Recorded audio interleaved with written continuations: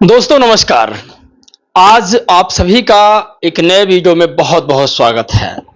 पिछले 48 घंटों में यानी अभी से और पिछले जो बीत चुके हैं उस 48 घंटों में सिर्फ दलित समाज पर कितना अत्याचार हुआ है, चंद्रशेखर आजाद ने उस खबर को जारी किया है। और चंद्रशेखर आजाद ने डॉक्टर रोहिणी पर क्या जुल्म ढाए हैं उसे डॉक्टर रोहिणी ने अपने ट्विटर पर बयां किया है। तो ये भी आपको हम बताएंगे, लेकिन 48 घंटों में जो भयावह घटना दलितों के साथ हुई है उसे चंद्रशेखर आजाद ने योगी आदित्यनाथ को बाकायदा लिखा है। और यूपी की क्या दशा है उसे चंद्रशेखर आजाद ने अपने ट्विटर पर बयां कर दिया है। और आज मैं उस व्यक्ति की तस्वीर दिखाने जा रहा हूं जिस व्यक्ति ने बाबा साहब को देश से खत्म करने की कसम खा ली है। तो ये भी आपको दिखाएंगे और देश दुनिया की तमाम खबरें हैं जो पिछले 48 घंटों में घटी है वो आपको मैं बताने की कोशिश करूंगा। आप कल्पना नहीं कर सकते जो खबर आज वायरल है उस पर हम बातचीत करेंगे। और आप सोचिए कि चंद्रशेखर आजाद का जितना रुतबा यूपी व भारत में है मुझे नहीं लगता कि उससे कम विदेशों में है। तो ये भी आपको बताएंगे, पूरा वीडियो है आपको मैं दिखाऊंगा। और एक हुड़दंग और हो रहा है यूपी में, उस हुड़दंग को आपको देखना होगा क्योंकि भीम आर्मी और आजाद समाज पार्टी या फिर बहुजन समाज दलित समाज के 600 लड़कों पर एफआईआर दर्ज हुआ और अनुमानित है कि लगभग 58 बच्चों पर एनएसए के तहत कार्रवाई हुई है।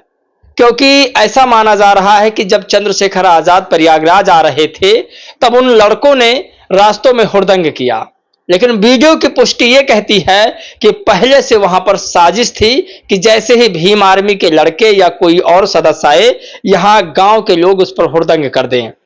क्योंकि वीडियो में जिस तरीके से आप देख सकते हैं दिखाया गया था। तो आज का वीडियो यह कहता है कि जिस रोड पर बोलबम कांवड़िए वाले लोग निकल रहे हैं उस पर हुड़दंग हो रहा है, ढाबे तोड़े जा रहे हैं, वो भी आपको हम दिखाने की कोशिश करेंगे। और एक आखिरी खबर इसमें और है, जो 600 लड़कों पर मुकदमा हुआ था उनके घर चंद्रशेखर आजाद की टीम और जितने एडवोकेट थे वो लोग उनके आधार कार्ड और डॉक्यूमेंट्स लेने गए पहुंच चुके हैं क्योंकि उनकी जमानत वो करवा लें। तो ये भी आपको हम बताएंगे कौन कौन व्यक्तियों ने इस खबर को शेयर किया है, उनका बाकायदा नाम आपके सामने रखूंगा, कौन कार्यकर्ता है कौन सदस्य है ये भी आपको बताएंगे। पहली खबर हम आपको बता दें, चंद्रशेखर आजाद स्वयं 48 घंटों में हुए अपराधों की गिनती योगी आदित्यनाथ व जनता के सामने रखा है। आपको बता दें चंद्रशेखर आजाद ने लिखा कि 48 घंटों में किस तरीका से दलितों के ऊपर जुल्म जाती हुई है। आप सुनिए एक नजर इस पर।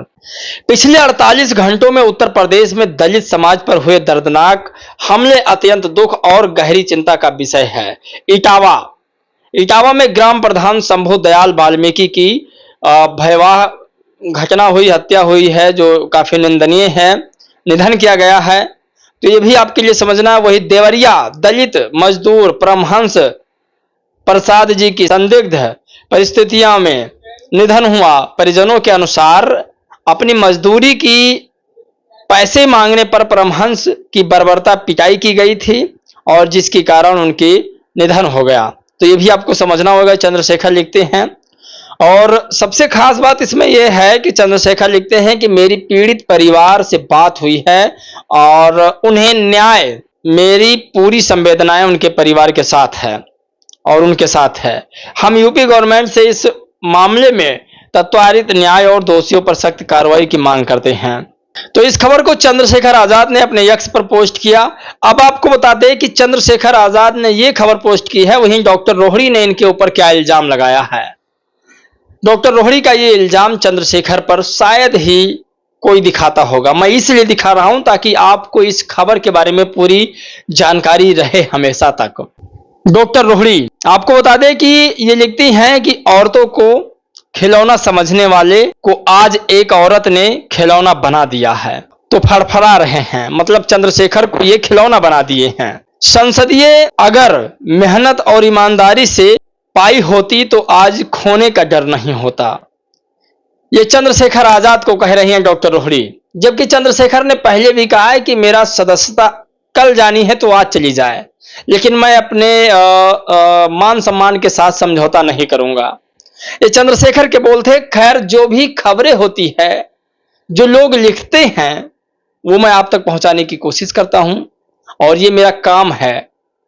मैं वो सारी खबरें पहुंचाऊंगा आप तक जो हमारे समाज के हित के लिए होगा। तीसरी खबर की ओर बढ़ते हैं। सबसे बड़ी खबर, बाबा साहेब को मिटाने की पूरी कोशिश कर रहा है आनंद स्वरूप काली सेना का चीफ। ये लिखता है कि अब जय भीम नहीं, भारत अब बोलेगा जय बीएन राव। जिसे 70 सालों तक छुपाया गया, अब वही बीएन राव हिंदू चेतना और राजनीतिक क्रांति का प्रतीक बन चुका है। बीएन राव है जीत की गारंटी। सोचिए, हर ट्वीट पर बाबा साहेब बीएन राव, बाबा साहेब बीएन राव। अगर बार बार एक ही शब्द को दोहराया जाए तो पत्थर पिघल जाता है। खैर, ये तो नाम बदलने की बात है।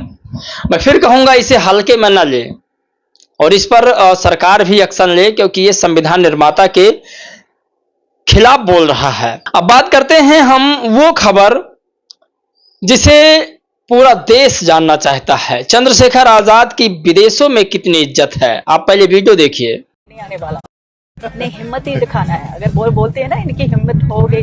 अगर हम साहब जैसे चंद्रशेखर आजाद आए हैं ना, ऐसे लड़के लड़कियां ऐसे सभी खड़े हो जाए ना, तो कोई भी आगे नहीं आने वाला। वो सब अपने अपने घरों में बैठ जाएंगे। जो डरा रहे हैं तो हम डर रहे हैं, हम नहीं डरेंगे तो वो नहीं डराएंगे। तो ये वीडियो है अमेरिका का। आपको बता दें कि चंद्रशेखर आजाद के चाहने वाले सिर्फ भारत में नहीं बल्कि दुनिया भर में हैं।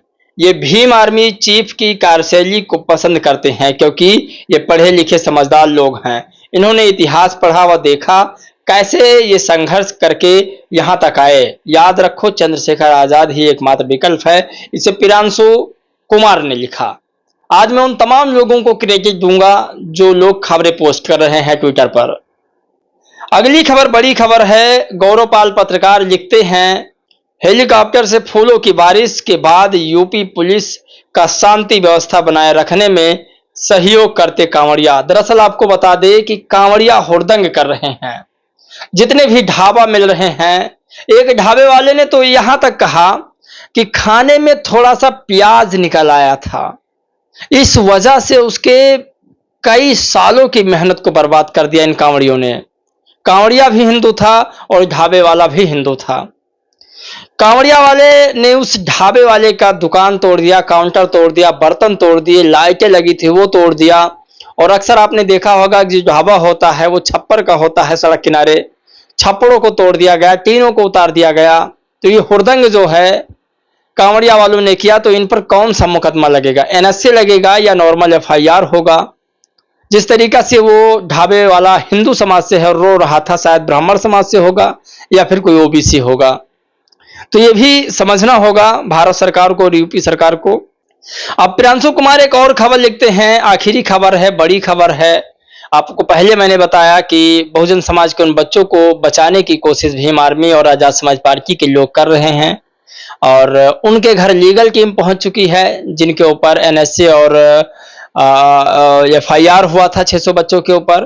तो उन तमाम लोगों को रिहा कराने के लिए पूरा प्रशासन लगा हुआ है। प्रशासन मतलब जो चंद्रशेखर आजाद के साथी हैं वो लोग लगे हुए हैं। ये लिखता है कि यही तो है नेतृत्व, इसे बोलते हैं अपनों के साथ खड़े होना, सिर्फ भाषणों में नहीं बल्कि जमीन पर। यह तस्वीर प्रयागराज हिंसा के बाद भीम आर्मी चीफ चंद्रशेखर आजाद के द्वारा गठित की गई लीगल सेल की है, जो घर घर जाकर गिरफ्तार हुए गरीब बच्चों पर मुकदमा जो लड़ रहे हैं उनकी सभी प्रकार की मदद कर रही है। तमाम पार्टियों के लोगों ने भरपूर कोशिश की कि ये गरीब दलित हमेशा के लिए जेल में बंद रहें, ताकि चंद्रशेखर आजाद के खिलाफ नकारात्मक बातें फैलाकर अपनी राजनीतिक चमकती रहे या चमकाते रहें। परंतु दुर्भाग्यवश ऐसा हो न सका और जल्द चंद्रशेखर आजाद के सभी युवाओं को, समर्थकों को जल्द से जेल से बाहर किया जाएगा, रिहा करवाया जाएगा। तो ये चंद्रशेखर आजाद के तमाम वो कार्यकर्ता हैं और ये तमाम लीगल सेल के लोग हैं, जिसे ट्विटर पर आज दिखाई दिया जा रहा है। और क्या लगता है आपको कि चंद्रशेखर आजाद उतना सही है जितना आप लोग सोचते हैं, या डॉक्टर रोहड़ी जिस हिसाब से सोचती हैं वो सोचती हैं, उतना गलत है वो। और 48 घंटों की ये डाटा चंद्रशेखर आजाद ने आपके सामने रखा, और जो भी आज की बड़ी खबर थी वो आप तक हमने पहुंचाई। यहां तक आपने वीडियो देखा है, उसके लिए आप सभी का बहुत बहुत साधुवाद। जय भीम, नमो बुद्धाय।